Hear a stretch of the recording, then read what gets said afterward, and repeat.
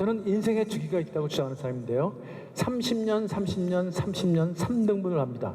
처음 30년은 준비하는 30이고요. 가운데 30년은 성공을 추구하는 30, 마지막 30년은 의미를 추구하는 30입니다. 처음 30년은 여러분 가정과 학교에서 보냈죠. 두 번째 30년은 가정과 직장에서 보냈을 것입니다. 세 번째 30년은 이제 은퇴한 이후에 여러분이 사회로 또 받은 것을 다시 사회로 환원시키는 그런 의미 있는 삶을 추구하고 계실 것입니다.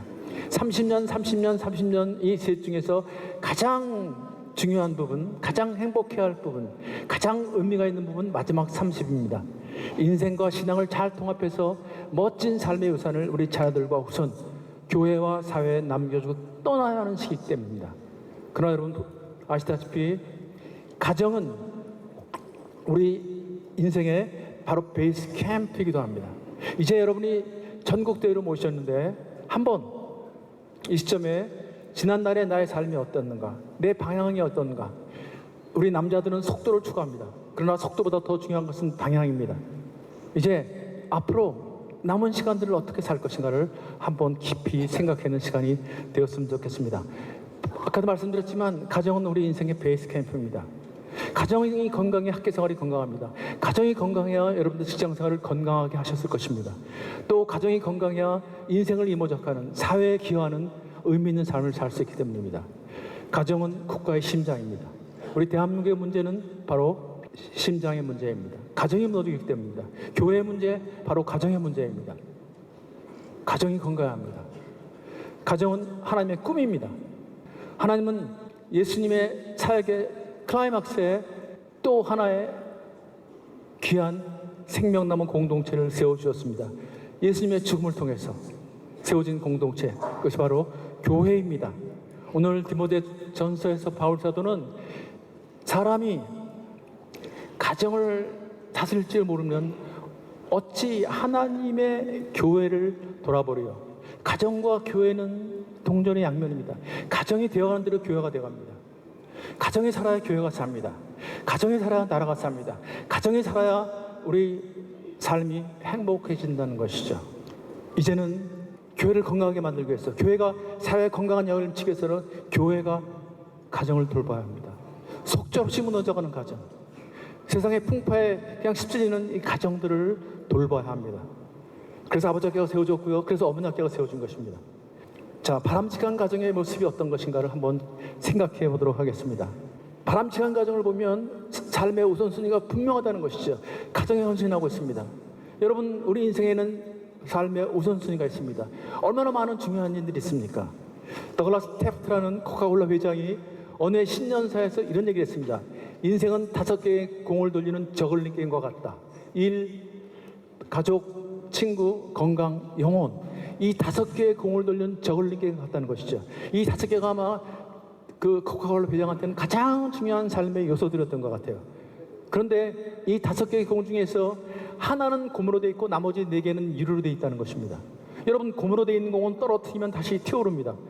유리된 공은 떨어뜨리면 깨어집니다. 상처가 납니다. 원상복귀가 안 됩니다. 이 5개 중에서 어떤 것이 고무로 되어 있을까요?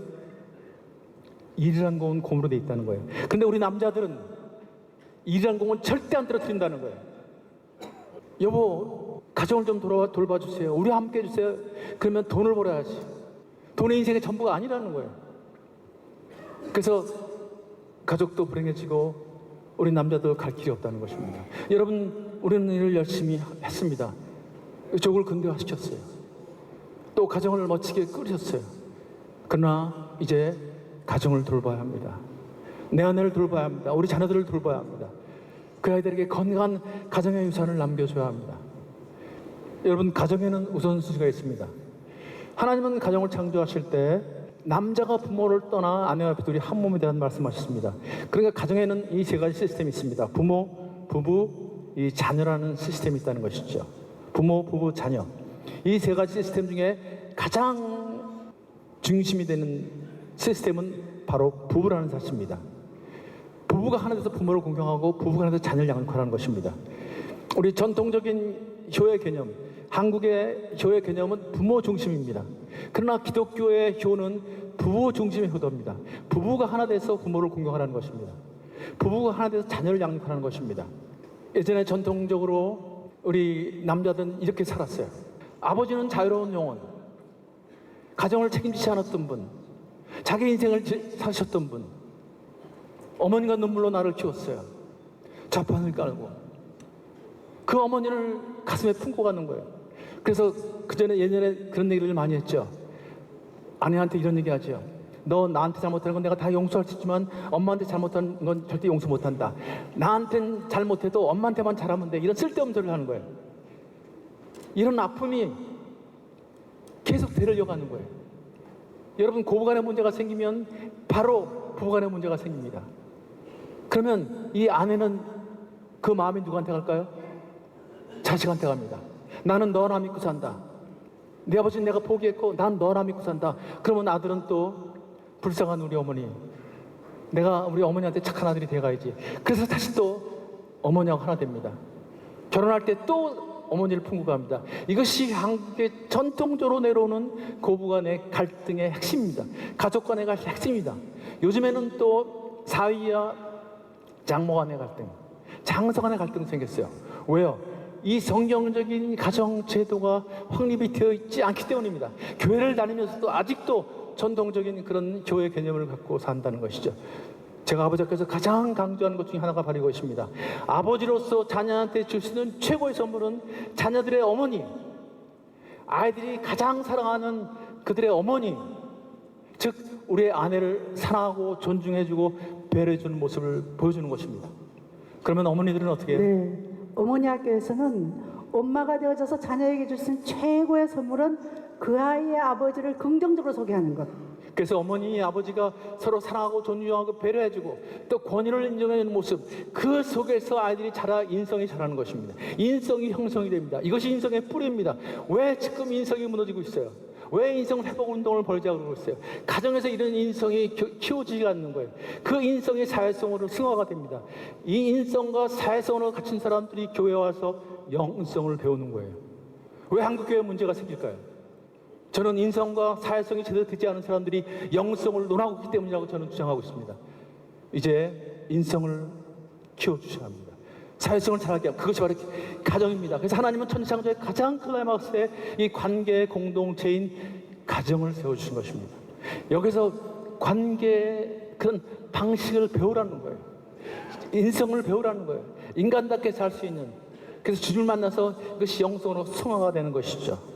두 번째로는 이 의사소통이 잘 돼야 되는데, 제가 여러분한테 바람직한 가정의 두 번째 특징은 의사소통이 잘 되는데, 제가 이런 의사소통의 이 관계 방정식이라는 것을 하나 좀 가르쳐 드리고 싶어요. 이걸 저는 관계가 인생을 결정짓기 때문에 인생 방정식이라고 그러거든요. 관계가 우리 삶의 가장 중요한 단어를 하나 꼽으려면 저는 관계입니다. 우리 신앙도 관계 아닙니까? 하나님과의 관계, 인간과의 관계, 이웃과의 관계. 인간은 사회적인 동물이라는 얘기에서는 관계 속에 사는 존재라는 거거든요. 여러분, 관계를 떠나 살 수 없어요. 인간은 섬처럼 혼자 살 수 없는 존재입니다. 더불어 사는 존재입니다. 관계가 우리의 핵심입니다. 인생의 성공도 관계에 달렸습니다. 행복도 관계에 달렸습니다. 사랑도 관계에 싹트는 것입니다. 자, 관계가 중요한데, 관계는 접근과 반응으로 이루어진다는 것이에요. 이걸 다른 말로 하면 우리 삶에는 끊임없는 자극이 옵니다. 자극이 오면 우리는 반응하게 되어 있습니다. 이것이 우리의 삶을 결정짓습니다. 그런데 놀라운 사실은 적분과 자극이 오면 인간은 감정의 존재이기 때문에 감정이 일어난다는 거예요. 많은 사람들이 감정에 따라 반응을 합니다. 그러나 하나님은 놀랍게도 인간에게는 감정만 준 것이 아니라 자유의지를 주셨어요. 선악을 알게 하는 나무의 열매를 먹을 수 있는 자유, 안 먹을 수 있는 자유를 주셨어요. 여러분, 열매를 보면, 그 아름다운 열매를 보면 먹고 싶은 감정이 들게 됐어요. 그러나 감정에 따라 살지 말라는 거예요. 말씀에 따라서, 내 명령에 따라 살라는 거예요. 네가 만약에 네 먹고 싶은 감정에 따라 먹게 되면 너는 자유를 잃어버린다는 거지. 그것이 죽음입니다. 그러나 인간은 감정에 따라 먹는 거예요. 이것이 원죄예요. 결국 우리는 적절하게 반응해야 되는데 적절하게 반응 못하고 격렬하게 반응하고 엉뚱하게 반응합니다. 그래서 관계가 깨집니다. 우리가 원죄를 지었어요. 우리 안에 죄성이 들어온 거예요. 죄성이라는 건 뭐예요? 다른 말로 하면 죄성이라는 것은 요즘 말로 하면 내로남불이에요. 내가 하면 로맨스고 남이 하면 불륜이다. 죄성이라는 건 이기적인 거거든요. 내 중심으로. 내 판단대로. 이 죄성 때문에 상처를 주고요. 이 죄성이 잘못된 문화를 만들어가죠. 그래서 모든 관계가 다 깨어지는 거예요. 그래서 인생이 이렇게 어려워지는 거죠. 다 관계회복. 예수님 이 땅에서 하신 일이 뭐예요? 십자가에서 하신 일이 뭐예요? 관계회복을 위해서 문을 연 거 아닌가요? 하나님과 인간 간의 관계, 깨어진 관계, 또 인간과 인간 사이에 깨어진 관계, 십자가에서 다 이뤘다는 것이 뭐예요? 바로 그 관계회복을 통해서 구원으로 가는 길 아닌가요? 예수님 와서 결국 관계를 회복시키는 거예요. 그분은 화목제물로 오셨다는 건 관계회복을 이 땅에 오셨다는 것이죠. 그러니까 우리의 진정한 자유를 우리가 주시기 원하셔서, 그 진리를 알지니 진리가 너희를 자유케 하리라. 그러니까 정말 내가 관계가 어떤가를 살펴야 합니다. 그런데 놀라운 사실은 우리는 관계에 대해서 배운 적이 없어요. 어떻게 관계를 맺는지 배운 적이 없어요. 그러나 예수님은 3년 동안 제자들한테 이걸 가르치신 거예요. 어떻게 하나님께 접근하고 하나님께 반응할 것인가, 어떻게 세상에 접근하고 세상에 반응할 것인가, 인간관계 속에서는 어떻게 접근하고 어떻게 반응할 것인가, 이걸 가르치시고 실제로 그렇게 사시고 제자들한테 맡기시고 떠나신 거예요. 그 훈련을 다시 할 곳이 어디예요? 그것이 교회입니다. 그래서 가정과 교회를 통해서 우리는 끊임없는 이 관계의 훈련을 해야 한다는 것이죠. 그런데 우리 아버지들이요, 특별히 이제 자녀들이 대들면, 자녀들이 내 말을 안 들면 굉장히 기분 나빠합니다. 아들한테 충분하게 욕을 하고 말이죠. 거친 말을 합니다. 여러분, 아이들이 우리 말을 안 듣는 걸 걱정하지 마세요. 아이들이 우리의 관계 패턴을 지금 보고 있다는 그것을 두려워하셔야 합니다. 왜 그럴까요? 관계의 패턴은 학습되어지기 때문입니다. 우리가 심어준 관계의 패턴을 아이들이 학습하기 때문입니다. 제가 아버지가 첫날 늘 강조하는 게 그거예요. 많은 아버지들이 한 얘기가 있습니다. 나는 아버지처럼 살기 싫었어요. 나는 아버지처럼 살기 싫었어요. 그런데 80% 이상의 아버지들이 나는 아버지와 똑같은 인생을 살고 있다는 거. 왜요? 관계 방식이 똑같기 때문입니다. 우리가 이 관계 방식에 대해서 한번 깊이 생각해 볼 필요가 있습니다. 나의 관계 방식은 좀 어떤가? 내가 내 아내와 관계 방식이 어떤가? 내 자녀들과의 관계 방식이 어땠는가? 또 주위 사람들과의 관계 방식이 어땠는가? 이것을 바꾸셔야 합니다. 이것을 바꾸지 않는 한 우리 인생은 절대로 달라지지 않습니다. 자, 부부관계를 한번 보시면 많은 사람들이 이제 어려움을 겪는데요. 부부의 유형에는 3가지가 있다고 합니다.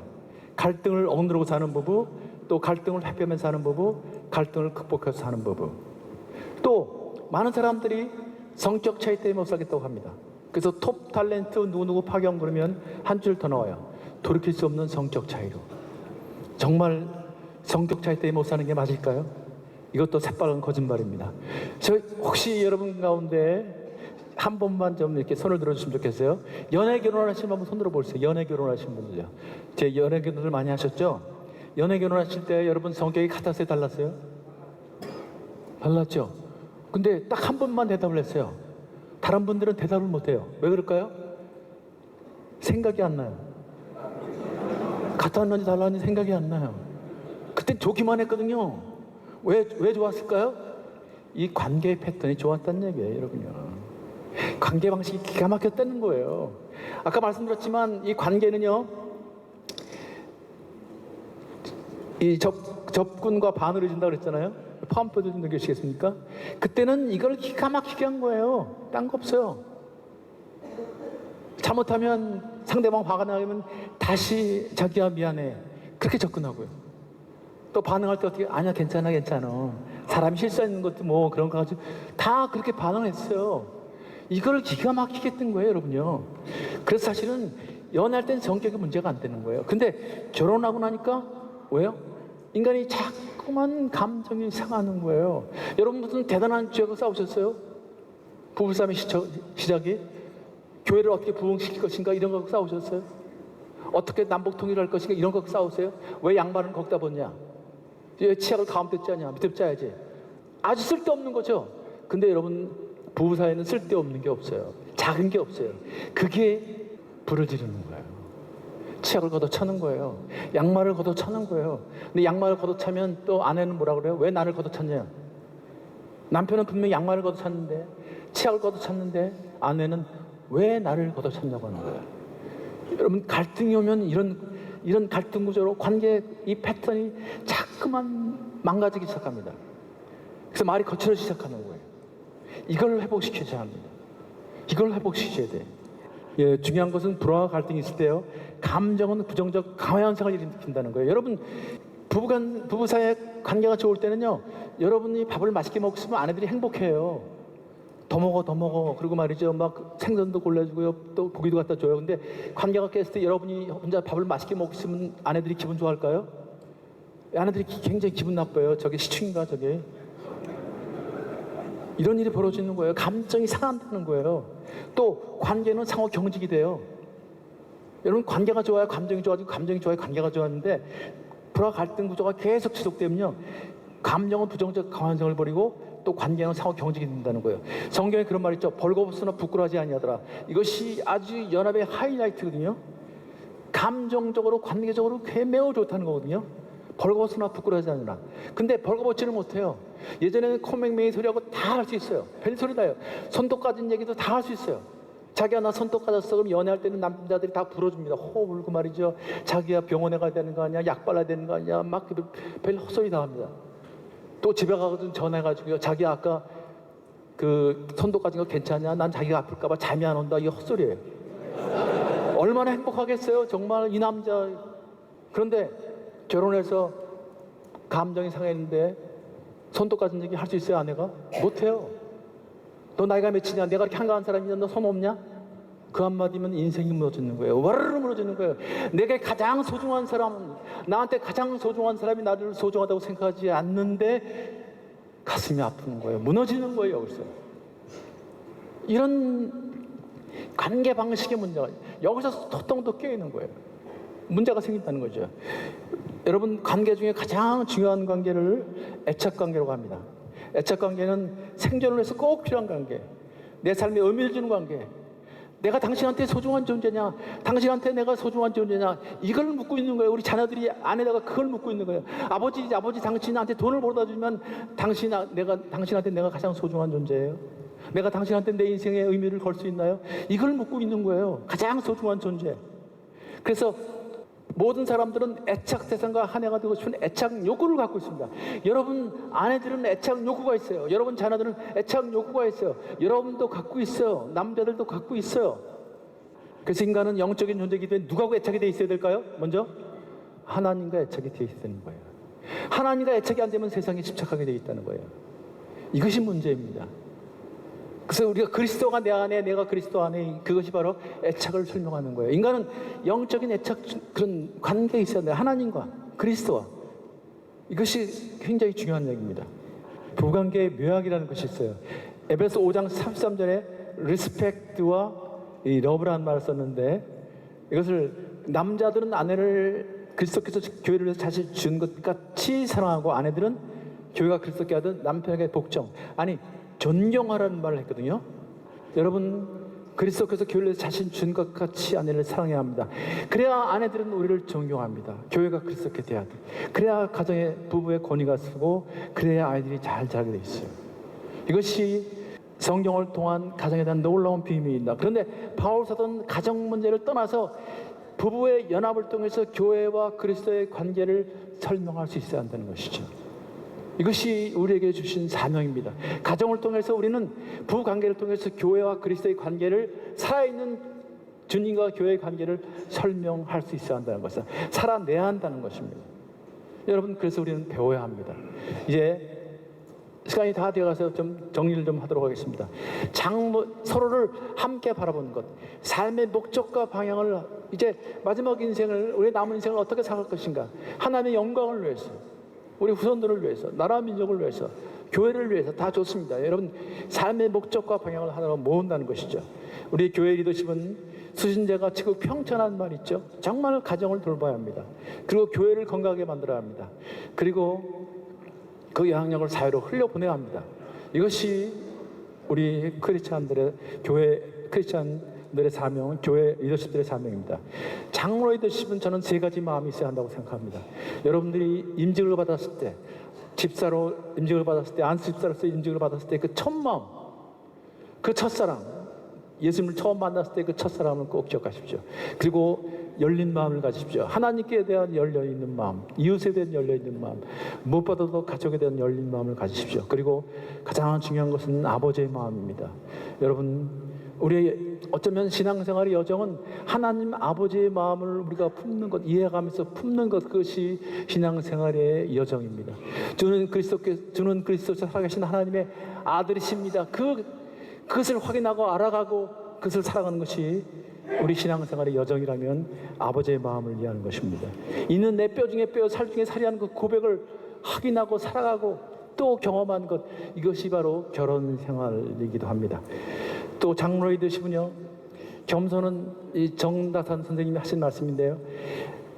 겸손은 사람을 머물게 하고, 친절은 사람을 가깝게 하고, 넓음은 사람을 따르게 하고, 기쁨은 사람을 감동케 한다. 겸손, 친절, 넓음, 기쁨, 이것이 어쩌면 우리 크리스찬의 영성이기도 합니다. 여러분, 겸손하셔야 합니다. 우리는 친절해야 할 필요가 있습니다. 우리는 주님의 크기로 그리스도의 장성한 분량에 이를 수 있도록 우리를 넓혀야 합니다. 또 우리가 하늘에 계신 하나님을 늘 묵상하시면서 우리 깊이를 깊이해야 합니다. 높음과 깊이가 있어야 한다는 것이죠. 제가 좋아하는 존 스토트 목사님 균형 잡힌 기독교에서 쓰신 말씀인데요. 본질에는 일치를, 비본질에는 자유를, 이 모든 것의 사랑을. 여러분, 교회에서 싸우는 거나 가정에서 싸우는 건 본질적인 거 싸우지 않습니다. 비본질적인 거 싸웁니다.